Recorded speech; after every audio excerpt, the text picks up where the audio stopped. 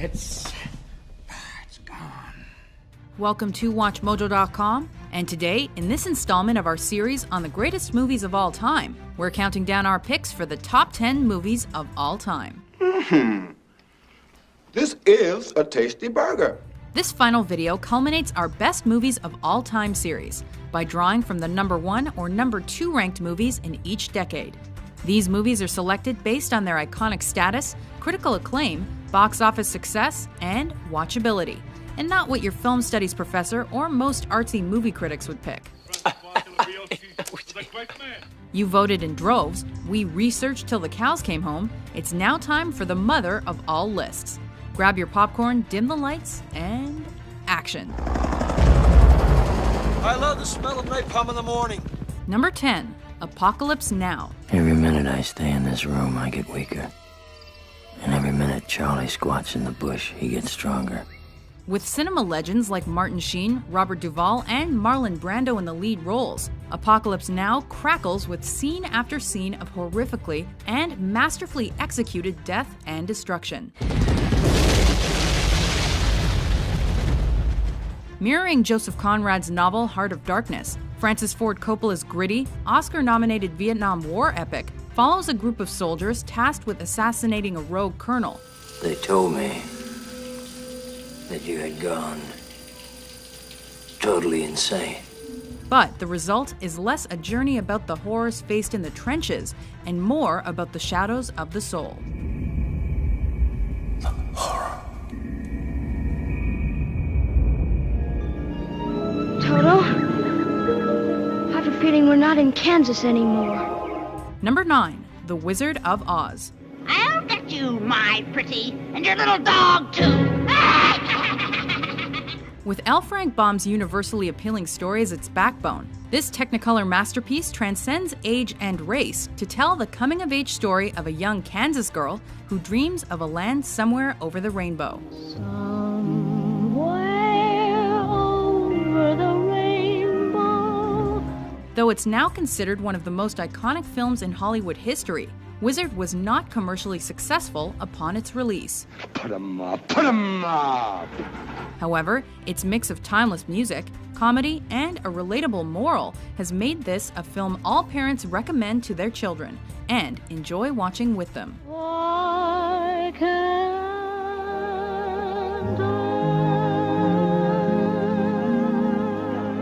My dear, don't you know?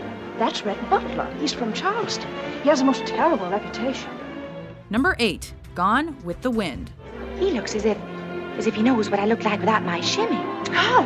Painting a romanticized picture of the war-torn South before, during, and following the Civil War, David O. Selznick's Gone with the Wind presents viewers with a strong female heroine in search of control. As God is my witness, they're not going to lick me. I'm going to live through this, and when it's all over, I'll never be hungry again. Winning a record number of Oscars, including an historic one for African-American actress Hattie McDaniel, the film is beautifully shot, technically brilliant, and ambitious in scope.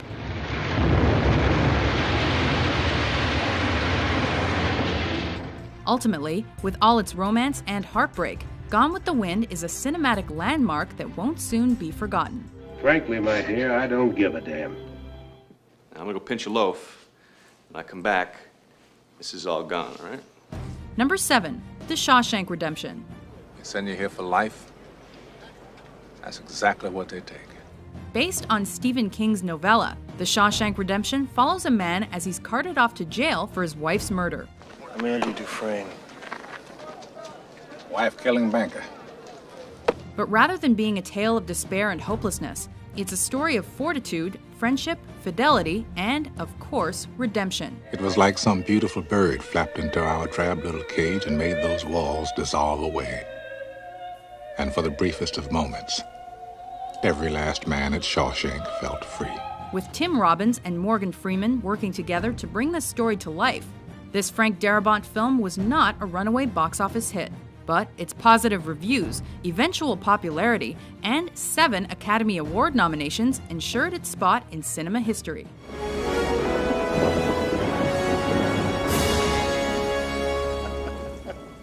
And here we go. Number 6, The Dark Knight. Hi. Dark, twisted, and with a depth not present in most comic book movies. This second film in Christopher Nolan's Batman franchise redefined the genre and appealed to both comic book fans and the general public. Never start with the head. The victim gets all fuzzy. He can't feel the neck. See? Tracking the Caped Crusader as he battles the infamous Joker, The Dark Knight blurs the lines between superhero and supervillain, painting each as a complex and embattled character. I believe whatever doesn't kill you simply makes you stranger. With a standout Heath Ledger performance that won the actor a posthumous Oscar, Batman's story was given a decisively gritty sequel, and one that surpassed the original. Why so serious?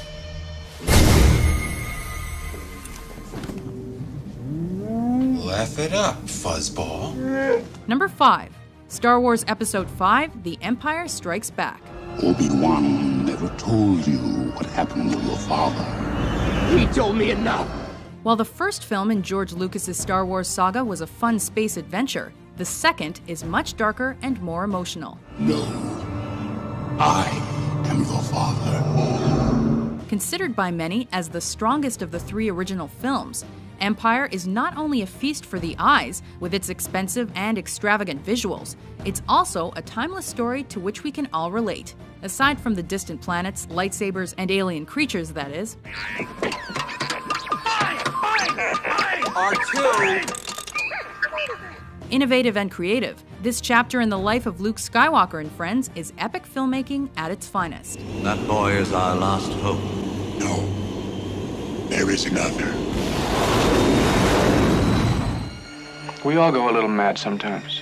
Number 4, Psycho. Oh, we have 12 vacancies. 12 cabins, 12 vacancies.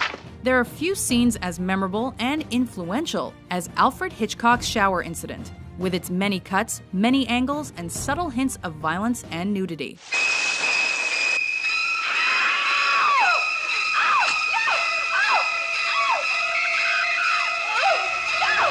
But to downplay the rest of Psycho would be fatal. This thriller is Hitchcock's masterwork. Well, a boy's best friend is his mother.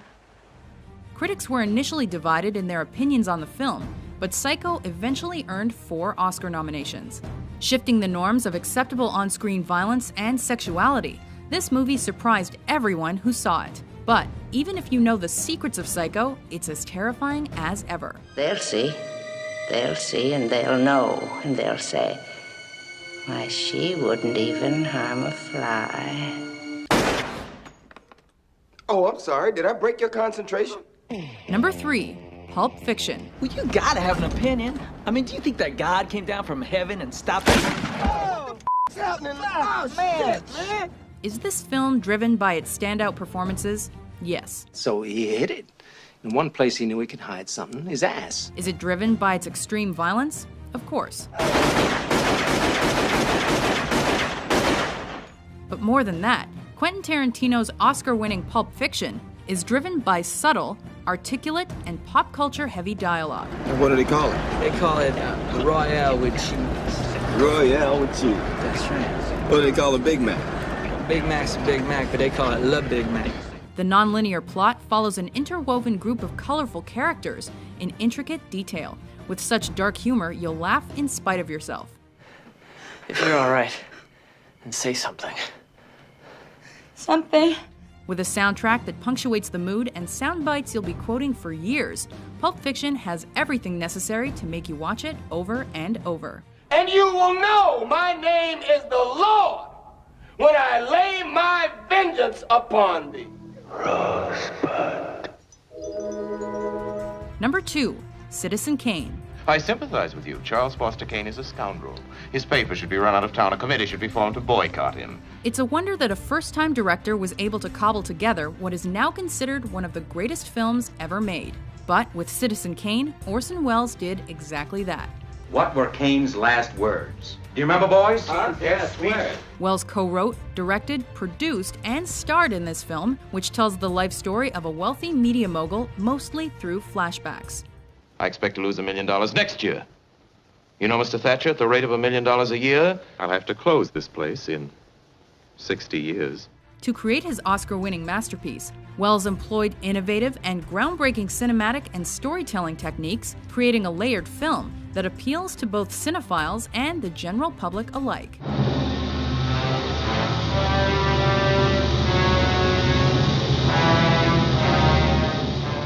Before we unveil our pick for the best movie of all time, here are a few honorable mentions. My calculations are correct.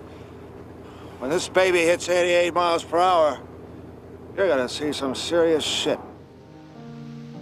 Of all the gin joints in all the towns in all the world, she walks into mine. You don't understand. I could have had class. I could have been a contender. I could have been somebody instead of a bum. I can't carry it for you, but I can carry you. Come on!